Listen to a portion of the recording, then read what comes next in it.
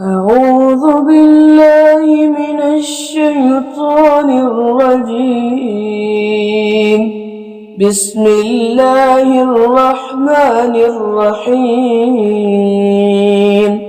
سبح اسم ربك الأعلى الذي خلق فسوى والذي قدر فهدى والذي أخرج المرعى فجعله غثاء أحوى سنقرئك فلا تنسى إلا ما شاء الله إنه يعلم الجهر وما يخفى ونيسرك لليسرى فذكر إن نفعت الذكرى